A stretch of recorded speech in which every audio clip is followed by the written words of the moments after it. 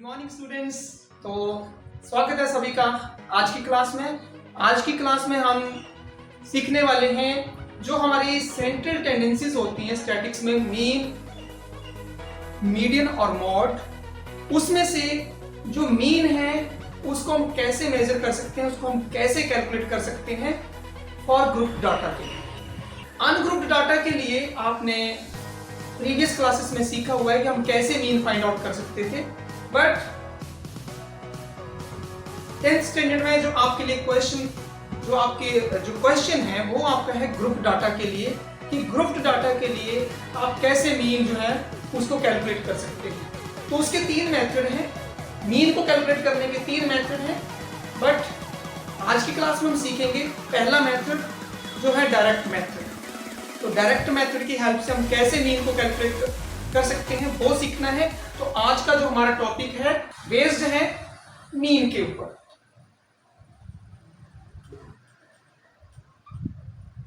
और इसमें हम सीखने वाले हैं कि ग्रुप डाटा के लिए मीन जो है वो डायरेक्ट मेथड से कैसे फाइंड आउट किया जाता है।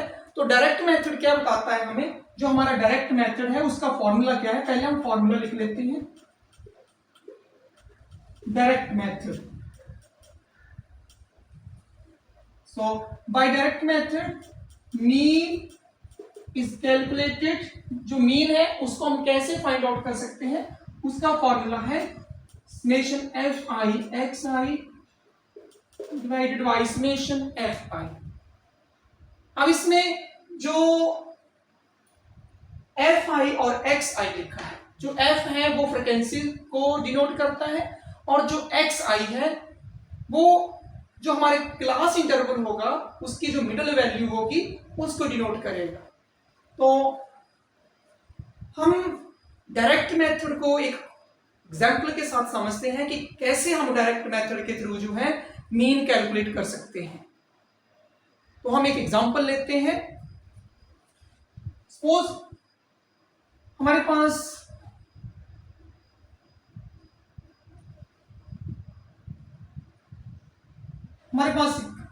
ग्रुप डाटा है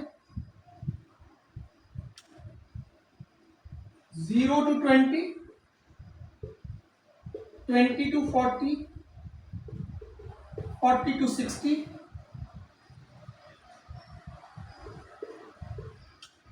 50 to 60,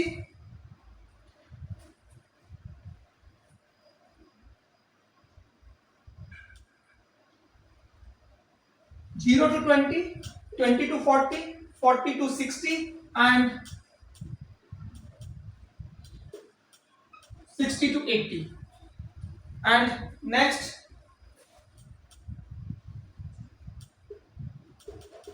80 to 100। जो हमारे क्लास इंटरवल्स हैं 0 to 20, 20 to 40, 40 to 60, 60 to 80, 80 to 100, ये हमारे क्लास इंटरवल्स हैं। और जो हमारी फ्रीक्वेंसीज हैं, फर्स्ट फ्रीक्वेंसी है 70, नेक्स्ट हमारी 28, third 32 and next one is 24 and last one is 90। हमें जो क्वेश्चन है वो ऐसे दे रखा है कि find the mean of the following data. हमारे पास डाटा किस फॉर्म में है, क्लास इंटरवल्स हमें दिए हुए हैं और हर एक क्लास इंटरवल की जो फ्रीक्वेंसीज है वो भी दे रखी है। अब हम सीखेंगे कि डायरेक्ट मेथड की हेल्प से अगर आपके पास क्वेश्चन इस फॉर्म में आया हो तो हम डायरेक्ट मेथड की हेल्प से इसको कैसे सॉल्व कर सकते हैं। तो उसके लिए आपने क्या करना है, आपने इस तरह से टेबल बनाना है। आपके पास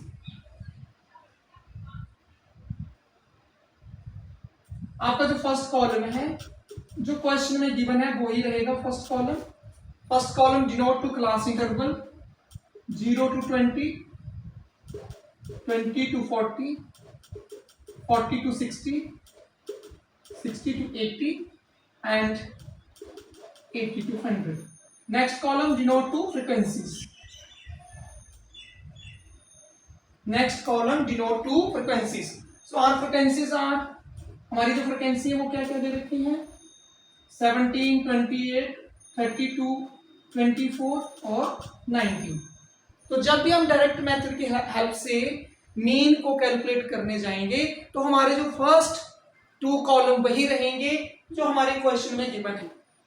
अगर हमारा फर्स्ट कॉलम क्लास इंटरवल दे रखा है तो क्लास इंटरवल ही हमारा फर्स्ट कॉलम रहेगा। अगर हमारा सेकंड कॉलम जो हमारा फ्रीक्वेंसीज का है, सेकंड कॉलम हमारा फ्रीक्वेंसीज का रहेगा। थर्ड कॉलम आएगा हमारा एक्स आई। अब ये एक्स आई क्या होता है इसको पहले समझ लेते हैं कि एक्स आई क्या होता है। एक्स आई जो है, जो एक्स आई होता है उसको फाइंड आउट करने का हमारा जो फॉर्मूला होता है lower limit plus upper limit divide by 2। Lower limit plus upper limit divide by 2 means जो भी आपको क्लास इंटरवल दिया होगा उसकी जो लोअर लिमिट होगी और अपर लिमिट होगी उसको हम प्लस करेंगे और 2 से डिवाइड करेंगे। जो एक्स आई है इसको हम क्लास मार्क भी कहते हैं। ओके, इसको हम इस साइन के साथ डिनोट करते हैं। ये भी कह सकते हैं कि जो क्लास मार्क है वो हर एक क्लास इंटरवल की मिडिल वैल्यू होती है। जो क्लास मार्क है जिसे हम एक्स आई से डिनोट करते हैं वो हर एक क्लास इंटरवल की मिडिल वैल्यू होती है। जो भी क्लास इंटरवल का आप क्लास मार्क फाइंड आउट करने जाओगे तो याद रखना वो उस क्लास इंटरवल की हमेशा मिडिल वैल्यू होती है। जैसे अब हम समझते हैं, जैसे हमारा फर्स्ट जो क्लास इंटरवल है वो 0 to 20 है, तो ये लोअर लिमिट होगी और ये हमारी अपर लिमिट होगी हर एक इंटरवल में। ये लोअर लिमिट है, ये अपर लिमिट है, ये लोअर लिमिट है, ये अपर लिमिट है, ये लोअर लिमिट है, ये अपर लिमिट है, लोअर लिमिट है, अपर लिमिट है। तो हम देखते हैं पहला फर्स्ट का जो क्लास एक्स आई आएगा 0 lower limit 20 upper limit divide by 2, 20 divide by 2 10। Next class interval next जो है 20 plus 40 divide by 2 that is equal to 30। तो सेकंड का जो क्लास मार्क है, जो मिडिल वैल्यू है वो कितनी आई है 30। नेक्स्ट का फाइंड आउट करेंगे 40 प्लस 60 100 डिवाइड बाई 2 50। तो हमने पहले 3 फाइंड आउट कर ली हैं, हमें सभी को प्लस करने की जरूरत नहीं होती है। अगर आप एक चीज चेक कर ले, अगर आप एक चीज चेक कर लें बीच में कि जो हमारे क्लास इंटरवल है क्या उन सभी का जो डिफरेंस है, जो उनका साइज है वो सेम है। साइज मीन हर एक में 20-20 का डिफरेंस है यहाँ पे जैसे, तो सभी का जो डिफरेंस है वो सेम है। तो अगर हम उनका मिडिल वैल्यू फाइंड आउट करेंगे सभी की, तो उनकी जो मिडिल वैल्यू में डिफरेंस आएगा वो भी सेम ही आएगा। जैसे फर्स्ट 10 है, देन 10 प्लस 20 30, 30 प्लस 20 50। ऐसे ही नेक्स्ट आएगा 50 प्लस 20 70, 70 प्लस 20 90। हमें हर बार प्लस करने की जरूरत नहीं है कि हम दोनों को प्लस करें और 2 से डिवाइड करें, बट उससे पहले क्या चेक करना है कि क्या सभी के जो इंटरवल हैं उनका साइज बराबर है। मींस हर इंटरवल के बीच में 20-20 का ही डिफरेंस है। पहली चीज तो ये चेक करनी है। सेकंड, जो नेक्स्ट में लोअर लिमिट है कि नहीं, जो नेक्स्ट की अपर लिमिट है वो नेक्स्ट में लोअर लिमिट है कि नहीं। अपने सिंपल ये चेक करना है कि जैसे यहाँ पे ये वाला सेम है कि नहीं, ऐसे इस तरह से सेम है नंबर या नहीं है, और क्या उनका डिफरेंस सेम है कि नहीं है। तो आपको हर बार प्लस करने की जरूरत नहीं है जब आप एक्स आई फाइंड आउट करते हैं। बस फर्स्ट 2 फाइंड आउट कर लीजिए, आपको पता चल जाएगा कि 20-20 का ही डिफरेंस आ रहा है, तो सीधा प्लस 20-20 करके आप सीधा एक्स आई की वैल्यू फटाफट लिख सकते हैं। अब हमारा जो नेक्स्ट कॉलम आता है वो आता है F I x I. F I x I mean जो फ्रीक्वेंसीज और जो क्लास मार्क का जो कॉलम है जो भी वैल्यूज आई हैं उनको आपने आपस में मल्टीप्लाई करना है। 17 multiply 10 70, 28 multiply 30 840, 32 multiply 50। When you will multiply, जब आप इन दोनों को मल्टीप्लाई करेंगे आंसर आएगा 1600। 24 मल्टीप्लाई 70, जब आप इनको मल्टीप्लाई करेंगे आंसर आएगा आपके पास 1680। आप साइड में मल्टीप्लाई करके देख सकते हैं, और उसको जो मल्टीप्लाई करके आंसर आएगा उसको आपने उसी के सामने लिखना है। आप नेक्स्ट आएगा 90 मल्टीप्लाई 19, तो जब इनको मल्टीप्लाई करेंगे तो हमारे पास आंसर आएगा ये। अब हमारे पास 4 के 4 कॉलम जो है वो कंप्लीट हैं, चारों के चारों कॉलम कंप्लीट हैं। और अब हमने फॉर्मूले के अकॉर्डिंग क्या करना है, समेशन। समेशन मीन सभी का सम करना है, एफ आई का कॉलम और एफ आई एक्स आई का कॉलम। समेशन एफ आई, इन सभी को प्लस करना है। 9 + 4 13, 13 + 2 15, 15 + 8 23 + 7 33, 3 + 1 4 2 6 + 3 9 9 to 11 और 1 20। So summation fi is 120। अब करना है समेशन fi xi। xi का समेशन नहीं करना है, summation fi xi 0 0, 7 + 4 11, 11 + 8 19 and 1 22, 2 + 1 3, 3 + 8 11, 11 + 6 17, 17 + 6 23, 23 + 7 33 carry, 3 + 1 4 5 and 6। So this is the summation of fi xi and summation of fi। Now find out mean। find out mean। So mean का जो formula है वो summation fi xi, वो कितना आया है हमारा 6000, और जो समेशन fi है वो कितना आया है 120। अब आपने इन दोनों को आपस में डिवाइड करना है, 6000 को 120 से, तो 0 से 0 कैंसिल आउट हो जाएगा। 600 डिवाइडेड बाई 12, जब आप इसको डिवाइड करेंगे तो आपका आंसर कितना आएगा 50। तो आप इस तरह से मीन फाइंड आउट कर सकते हैं डायरेक्ट मेथड से। जो हमारा डायरेक्ट मेथड है उसमें क्या करना है, सबसे पहले तो क्लास मार्क का कॉलम फाइंड आउट करना है, उसके बाद एफ आई एक्स आई का कॉलम फाइंड आउट करना है। याद रखना है समेशन एफ आई करना है और समेशन एफ आई एक्स आई करना है।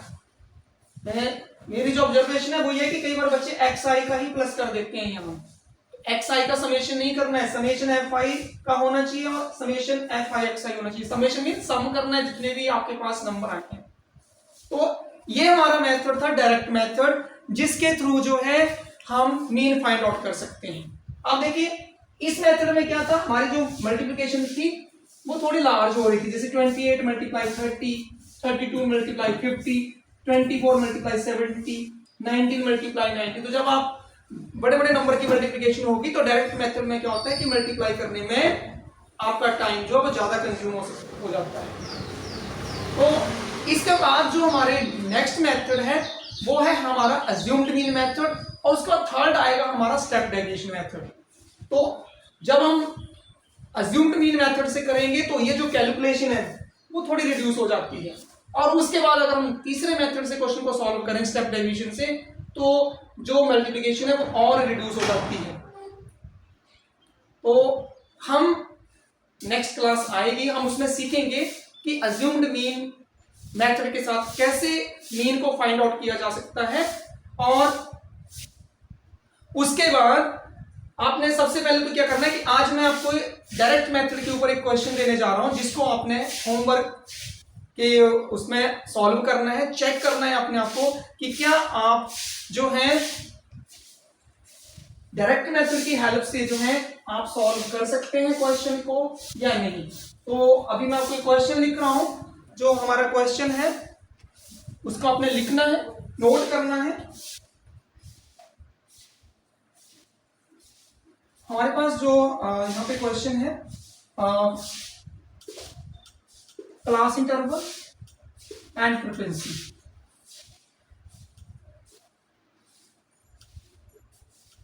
Find out mean of the given information classes 0 to 10, 10 to 20, 20 to 30, 30 to 40, 40 to 50, and frequencies are 8, 12, 10, 11 and 9. So find mean by direct method. तो आपने डायरेक्ट मेथड की help से जो है मीन फाइंड आउट करना है और अपने आप को चेक करना है कि क्या आप जो है डायरेक्ट मेथड की हेल्प से मीन फाइंड आउट कर पा रहे हैं या नहीं कर पा रहे हैं। और नेक्स्ट क्लास में हम सीखेंगे अज्यूम्ड मीन मेथड के बारे में। और आप सभी को आज गणेश चतुर्थी है, तो सभी को बहुत बहुत शुभकामनाएं, सभी को हैप्पी गणेश चतुर्थी। तो बाय बाय, हम नेक्स्ट क्लास में मिलेंगे दूसरे मेथड के साथ जो है अज्यूम्ड मीन मेथड।